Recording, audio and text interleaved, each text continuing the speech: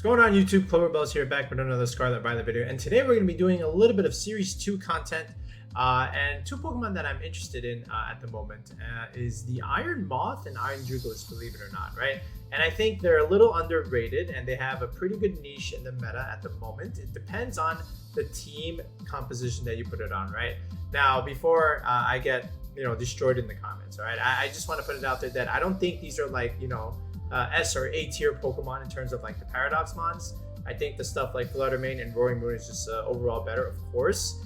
You don't need me to make a video on that. However, I'm not saying that the Iron Moth and the Iron Jugulis are unplayable, right? I think they have specific niches where they can do well, and we have some results to back that up because we just had a little of a Series Tour tournament here with the Beanie Brawl, okay? And there is some things that happen with both of them that I think we can discuss and just make note of, right? And we're gonna do both of these mons today, right? The Iron Moth and the Iron Jugulis. We'll start with the Iron Moth here, okay? And again, my whole premise is, I'm not saying these are like meta-breaking Paradox Pokemon here, but they have specific niches where they can do well, right? And we're gonna be going over those, right? So let's start with the Iron Moth first. Iron Moth first, and then we'll talk about the Iron Jugulis. All right, so let's take a look. All right, so with the Iron Moth, I want to talk about some of the problems that it has, right? And, it's supposed to be like this alternate form of Volcarona. And, the reason why Iron Moth is just like, quote unquote, a worse Volcarona, for what you will, is because it's missing some of the tools that made Volcarona so good, right? So when we look at Volcarona, okay, if you look at the stats, they're like kind of similar, right? 135, 105, and 100, right? And then this one is 140, 110, and 110. So it's better in terms of like all three of those stats, right? So then you might wonder, well, then what's the problem? So let's look at what Volcarona has, right? It does get access to Rage Powder, which is really good because now even with like Rocky Helmet stuff, Rocket, oops, come on. But now with Rocky Helmet, you're able to like redirect damage. You're able to help set up opposing mons. Like potential Dragon Dances, maybe set up your Trick Room, maybe set up your Tailwind. Either way, you're able to redirect stuff, especially like the mouse hole stuff where like you can just make them KO themselves, which is actually kind of funny. But the point is you get redirection, right? Then you also get access to Tailwind. Okay, so now you have a form of speed control, which is actually really, really nice.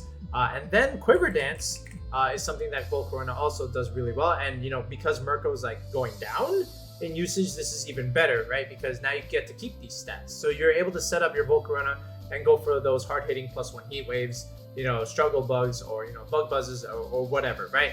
This is what made Volcarona like so good because it has access to a lot of like cool moves, right? Besides its stat moves, all right? Now, if you look at Iron Moth, okay, we already know like some of its problems, right? Well, do you get Rage Powder? Okay, you do not get Rage Powder, all right? Do you get access to Tailwind? You do not get access to Tailwind, all right? If you're a poison type, right, you figure like a special attacker should get Sludge Bomb. It doesn't even get that. It gets Sludge Wave, okay? Which is not a very quote-unquote consistent move in VGC because you're hitting your own ally. All right, now granted you can click Protect, but how often are you going to be able to do that? Because what if they click Protect? Now you're in trouble next turn. So the poison move doesn't really do much, all right? However, there are ways to get around it, right? And you may not get the same moves as Volcarona, but at least with the poison typing, okay, you have the resistance to like the fairy stuff, right? The Sylveon stuff, and you can still put pressure against the Goldengo because you still get access to moves like Heat Wave, and you still get access to moves like Fire Dance, okay? So you still have this going for you, okay? And because you're a little bit faster, you're able to put a little less EVs into speed. You can just focus on something like this to just outspeed Goldengo. And then now you have extra EVs to play with to put into your special attack and bulk, right? Versus like Volcarona where you have to put a little bit more in speed, which means a little less in your special attack and a little less in your bulk overall, right? So then how can we make this work? Because our poison move is not so good. Well, you do get one kind of poison move. Actually, you still get Sludge Wave, right? And then you still get this move called Acid Spray, right? So the whole idea is if you're going to click Sludge Wave, right, then you need to be next to a steel type if you don't want to get your partner hit by it. Well, what are some like good steel types in the meta that you can put next to Iron Moth? How about the Goldengo, man? So I think the Goldengo makes a lot of sense just because, you know, you're able to have 2 special attackers to put out a lot of pressure with Sludge Wave, and then Gholdengo can of course go for Make It Rain, right? This is a very good combination. All right, and there's not too much switching for it, right? Because, you know, they just both deal a lot of damage, especially the Gholdengo. And now what's also even cooler is if you want, because Gholdengo is a special attacker, and if you don't really want to go for Sludge Wave, now you can technically go for Acid Spray, and then just, you know, make the Gholdengo 1 point slower than the Iron Moth, right? So you can just do this. And now the Acid Spray will drop special defenses by 2, and then you go for those hard-hitting Make It Rains or those hard-hitting Shadow Balls, right? So even if you get like the special attack reduction when you click Make It Rain, you can almost neutralize it, right, by just going for like Acid Spray. And then you just make the Iron Moth like a bulky Acid Spray support Pokemon. And that's its niche, right? So you can go for that, you know, either Sludge Wave or Acid Spray with a Steel type like Gholdengo. Or you put it next to a Wide Guard user, something like Garganical, okay? If you have a Garganical or even something like a Hariyama, which actually no, not really. Well, I mean, it still gets Wide Guard, but let's talk about Garganical first, right? So the idea here is with Garganical, you have stuff like Wide Guard, and then what you're able to do is just go for the Sludge Wave next to the Garganical, right? And then you can just click Wide Guard, and now you don't take any damage on your Garganical, which is actually really nice. Okay, and we've already seen this kind of combination, you know, amongst either Acid Spray or the Wide Guard stuff in the tournament. So now that we have a couple of combinations in mind, did it come to fruition? Well, let's take a look at the Beanie Brawl. So now over here, let's take a look at some Iron Moth teams. And there was a few, right? That's why I'm doing this video, because I feel like there is a niche for Iron Moth. You're putting pressure on Gholdengo, and then you have pressure against Fairy types. You have pressure against Grass types also, and also like other Steel types, just besides the Gholdengo. So I think there's this niche. Let's take a look at Joe's team again. He has a top cut squad, and he has the same idea, right? With the Garganical Wide Guard, and then the Iron Moth with Sludge Wave. And this is also kind of cool. And here's the Gholdengo, by the way, in the fact that it also has Toxic Spikes, which you really don't see hazards in VGC all that often. However, it has started to rise a little bit, you know, especially late in Series 1 with like the Glimora stuff. But the idea here also with Iron Moth and Garganical, I'm not sure if Joe was able to do this, but the idea is, you know, if you're going for like Salt Cure on the opposing Mons, and then, you know, to reset it, you kind of have to like switch it out. But then if you have Toxic Spikes set up, now whatever comes and switches in gets poisoned, right? And then you can just keep spamming Salt Cures and whatnot, and then things are going to keep swapping in already poisoned, and then they're just going to keep taking damage, right? So this was actually really smart from Joe to use, and I'm not sure if he was able to like pull this off in the tour a couple of times. I didn't watch his stream completely, so, but it just makes sense, right? So there's the idea there, so it makes a lot of sense, all right? So that's one example. And then if we keep going down the Iron Moth chain, like let's look at this guy, Mr. Bopper. And I think it's pretty much the same idea. See, look, he's got the Acid Spray tech, right? And he's got Heat Wave and Fire. I don't know if he wants both. And Terra Grass makes a lot of sense just because of the water coverage, you know, against you. And he has a booster energy. So the idea here is he's got Farigiraf Throat Spray. So if you can go for Acid Spray, then Throat Spray Hyper Voice will do a bunch of damage. So that's really nice. And then you have the Iron Bundle that can also benefit from the Acid Spray because you have Freeze Dry stuff. And then you can just go for Sludge Wave. Well, he doesn't actually have it, right? I thought he did. But he has like 2 Steel types here with Scizor and then technically Terra Steel Dragon Ball. So, interesting that he didn't go for it, but I mean, you have that option, right? Then if we just keep going down this list here, just to look at a couple more Iron Moth teams. Here's another one from Rodrigo. Okay, so here's the Hariyama Wild Guard. So that makes some sense, right? I was just thinking, like, is there any like niche where you can run Hariyama over like Iron Hands? And there was a couple of Hariyama, so I guess there's some merit to it. But yeah, here's another idea with the Acid Spray Gholdengo stuff. You can even run it with Pelipper to do a little bit more damage. The Iron Treads again is also the same idea.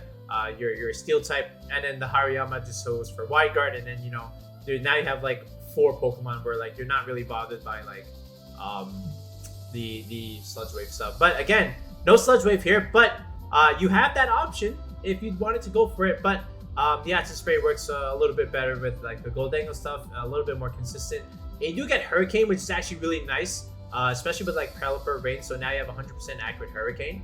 And this is Terra Flying, which also makes sense, right? Because, you know, you're weak to ground type attacks. So Terra Flying does make sense in this regard. So this is another interesting niche for Iron Moth on a rain team. And it actually paid off for him. So kudos to Rodrigo. All right. Keep on going down this list here to keep taking a look at some of these Iron Moth teams. So Mr. Penguin, another very popular VGC YouTuber, very, very good competitive player. There's the Sludge Wave. There's the Acid Spray also. So there's the Goldango again. So it makes a lot of sense here, you know, just putting it next to the Steel type and, you know, just clicking Acid Spray and just making your special attackers do extra damage, right? So good idea there. Okay. Just going down a couple more here. There was a few Iron Moths here. So here's another one from the Gumi. I think this is like almost pretty much the same team. Yeah, exactly, right? It's pretty much the same squad, except there's a Brute Bonnet here. Interesting tournament. You know, there was a lot more Amogus than Brute Bonnet, by the way. Is there another one? Yeah, here's another one from Cosme Sultanito. Okay. And then I think we'll just go as far as this, right? So another Sludge Wave. This one has Morning Sun. I did not know this thing got Morning Suns. That's interesting. But yeah, Sludge Wave next to Corviknight makes a lot of sense here. Again, it's your Steel type. And then there's the Wide Guard with the Garganacl. So Iron Moth plus Steel type plus Garganacl is like it's a pretty standard core. So if you want to try and use Iron Moth, I think this is the niche you have to try and give it, which makes a lot of sense. And then, you know, just like a sample EV spread, you can just make this fast enough to outspeed like your own Goldango, something like this, and then just go like Modest. All right, and then something like this where you just go to like the second bump here. You know, 198 is really good. And now look at all the extra EVs I have. You know, I'm not even up to the third bump, and because of that, I have extra EVs. So you can even just like max out or be close to maxing out like something like this. All right, or you can just max the HP like this, and then a little bit into like the physical bulk, something like this. If you don't run like a Life Orb, if you just run something, you know, like a booster item, you know, for example. But yeah, I would just go with something like this where you're just dealing a bunch of damage but still being bulky so you can stay on the field and keep clicking Acid Spray, right? So that's the idea with Iron Moth. So if you're able to, again, go with the Garganacl Wide Guard and then the Steel type like Goldango, Sludge Wave and Acid Spray makes a lot of sense. And then, of course, you can just go for a fire coverage move like Fiery Dance or Heat Wave. Depends on you. And then your last slot could just be another coverage move or it can just be Protect. And this is a pretty cool niche for Iron Moth, right? So now what we're going to do is we're going to talk about Iron Jugulis and see how you can utilize that Pokemon. All right, let's look at Iron Jugulis, and it's supposed to be like Hydreigon's counterpart. So if you look at Hydreigon's bulk, right, 92 HP, 90 defense, 90 special defense, right? 94, 86, 80. So it's a little bit less bulkier. However, well, and also it has a tiny bit less special attack, 122 versus 125. Okay, 3 special attack difference, very minuscule but small difference. But the one thing that Iron Jugulis has going for it is the speed, right? Whereas Hydreigon is just a little bit slower than base 100. Whereas Iron Jugulis has 108 speed, which is actually pretty nice in terms of like this special attack, and has pretty solid bulk. Now, where's the problem with Iron Jugulis? So Hydreigon is Dark Dragon with Levitate. This is Dark Flying, so you know it has like a built-in Levitate in its typing in that regard. And then you get another ability called Quark Track, right? Which is basically, you know, you get the booster energy and then you can boost either your speed or special attack stat. Of course, we know this, right? So where's the problem? So Hydreigon, you know, has a cool move kit where you can go for like Draco Meteor, your stab move. You can go for like Dark Pulse, another stab move. You get access to Tailwind. You get access to a fire move like Heat Wave. So, you know, and then like even besides Heat Wave, you get access to Snarl. And then you have like the focus energy stuff with Draco Meteor, right? So you have like some cool utility with I typed in focus. I meant to type in like the scope lens set with like Draco Meteor, focus energy, right? And then, you know, whatever, protect, for example, right? Not the point. Okay, the point was like just to show that Hydreigon has an interesting move kit and how you want to play it. Iron Jugulis, however, there is no Draco Meteor. Not surprising because, you know, you're not a dragon type. You're Dark Flying. You do get Dragon Pulse. However, that's like not as cool. Okay? You do still get Dark Pulse. You still also get Tailwind. So there's that. But where is the one niche that Iron Jugulis can be used over something like a Hydreigon, right? Because Hydreigon looks like it's it's pretty much beating it in like almost every other category besides like the speed. You have better bulk, you have a little bit more damage. So like, why would I ever use Iron Jugulis over Hydreigon? And the truth is you don't, right? Because Hydreigon overall is just better. But there is one niche where you can use the Iron Jugulis, right? And you know, someone has asked me, you know, oh, I want to really use Iron Jugulis. It's like my favorite Paradox Pokemon. There's got to be a way to make it work, Clover. There's got to be a way, and there is. Okay, so the one way that Iron Jugulis can do a little bit better than the Hydreigon is you have to put it in rain. Okay, you have to put it in a Pelipper team. You know, almost like the Salamence role, right? Remember, like in San Diego, Salamence was on those rain teams, especially like from Judy. I think he had like the highest placing rain team with the Salamence. So like it was Draco Meteor with Hurricane, and you did have Tailwind, all right, Protect, and then you had a Life Orb set, right? And this is really cool because the Intimidate comes in handy every now and then you have like 100% stab Hurricanes in the rain, which does a bunch of damage, right? And Salamence has 110 special attack stat, which is actually quite useful. Well, now what if we said we have a stronger Hurricane user than Salamence, right? And we have a faster Hurricane user than Salamence, right?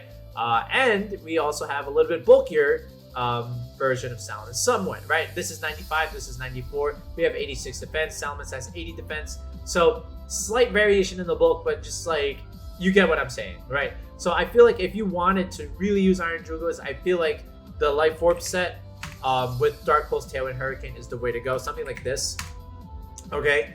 And you know, stab Hurricane hurts a lot in the rain, and you know, you have the speed to, you know, outspeed certain threats, okay? And you know, just put pressure on them with the Hurricane stuff. So if we had to like, you know, just quickly put that 6 together that, you know, did not use Salamence and just look at it on the screen, it had Pelipper, of course. Then you had the Palafin stuff, you know, with you know, Mystic Water, and then the Haze stuff, of course. You know, I'll just put that there. And you had like 3 attack moves, right?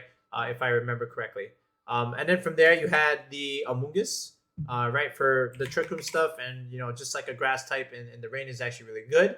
And then of course regenerate. I'm not gonna do like EV spreads. I'm just like putting the 6 here. And then what was the other? I think there was a steel type, right? There was the Goldango. Okay. And then I think there was a king. Yeah, double steel, right? This was actually interesting. Double steel type. But yeah, if you wanted to put like Iron Jugulis on a team like this, it works, right? Because again, you have 2 special attackers, you have 2 physical attackers, and then you have like 2 support Pokemon, right? With the Amoonguss and the Pelipper. Now you might say, well, isn't this a little repetitive with like Hurricane here and then Hurricane on the Pelipper? Absolutely not. Absolutely not, right? Because the thing is, yes, you got another Hurricane user, but like the Pelipper just fills a different role. It's not a sweeper. Iron Jugulis is a sweeper. Pelipper is not a sweeper. Pelipper is there to set the rain, click moves like Wide Guard and Hurricane, of course, yes, but then also like Tailwind, all right, and then you get like Hydro Pump here, right, for example, okay? Or you can just forgo like one of these moves and just put Protect. But I feel like this is the ideal set for Pelipper, and then you just have like a Damp Rock here just to like elongate your range, so you have more chances to click Hurricane. So, but the idea is you have Wide Guard support, you have Tailwind, and you know, that's just supporting the entire team in general, whereas Iron Jugulis is just strictly like a sweeper, even though you do get access to Tailwind, right? But I feel like this is the one kind of thing where Iron Jugulis can excel. Now, I'm not saying this is the 6. I'm just saying like you want to play with Pelipper, right? So just for the sake of argument, I'll just like remove all of this. And then maybe you want like one of the 2 steel types, because I don't think the same Series 1 team is going to like succeed in Series 2, because like there's different Pokemon available, which changes the meta a little bit. So yeah, there's that. So that's why I'm not saying it's that 6 specifically. It needs to be explored. But if you had to do it, I feel like Pelipper is the way to do it, just because, you know, you do get the stab Hurricane stuff. And that's the one niche that, you know, you can use this over the Hydreigon, right? Which is the same thing that can be said for like the Salamence. So yeah, it's not great. I still think Hydreigon is of course better in pretty much 9 times out of 10. But if there was a way to try and use it, this is it. And again, you still have like a way to use it, right? You're still good against Goldango. You're still good against like other ghost types which are running around. You can put pressure with Dark Pulse on them, right? And then the Hurricane is just really good overall against like other grass types, especially like the Terra Grass options like from the Terra Fire stuff. So that's also really nice. But again, Hydreigon is just better 9 times out of 10. But on a rain team, it just makes a lot of sense. But if you had to like do a quick EV spread, if you wanted to like really put it on the rain, to me, I just make this like slow and bulky with like a modest nature build. Now, I don't have like the booster energy here, so I'm not really gonna like boost it. I think it just does better with a life orb, and you're better off putting the booster energy somewhere else. If you had like another, Paradox Pokemon on the team. But assuming we're life orb here, I think a set something like this where you just have like this investment, again, just outspeed Goldango and hit it hard with the Dark Pulse. And then you can just like, you can max your attack, I believe. Yeah, like, or even just go to like the bump here, 187, and then just optimize your HP for Life Orb chip, something like this. And then from there, you have at least 1 point in the bulk, and you still have 48 EVs left. If anything, you can just dump that into like special defense, or you can just like max out your special attack like this, and then just put the rest in special defense like this, right? It's a very general spread that's just meant to like do a bunch of damage and outspeed Goldango and optimize your HP for life orb damage. It's very, very general, right? So yeah, that's the idea behind Iron Jugulis and Iron Moth. Let me know what you think, and if I gave you a couple of ideas. And again, if you want to build your Series 2 team with me, if you have some ideas and you're just not sure how to go about them, run it by me. It's a tier 3 sub to the channel, right? If you're trying to compete in a tournament, definitely consider that. If you just want something strong for ladder, also consider the tier 3 sub to the channel, where you and I, we sit down on a Discord call, we hash out your team, we do EV spreads like this from scratch, and I show you how to do them. And then maybe if we even have time, we always test it out on the showdown ladder, right? So you can check the video description for the tier 3 sub to the channel, or you can check the comment section. We have a link for the coaching. But yeah, if you just want me to like look at your team that you have already and just want me to fix that up a little bit without any kind of call, then that's a tier 2 sub to the channel, which is also still in the same link in the video description or in the comment section. All right. So yeah, I just wanted to put light to Iron Jugulis and the Iron Moth. They're not like super great mons, but I think they have a specific niche where they can at least do something, and they're just not like totally unplayable. I think all the Paradox mons are C tier and better. I don't think there's any D tier Paradox mons because they still have like pretty good stats. They're just not like super great, depending on the certain meta, like this thing. But with a specific niche, they can be okay. All right, we'll be back in another video in the next one, guys. Peace out and have a good night.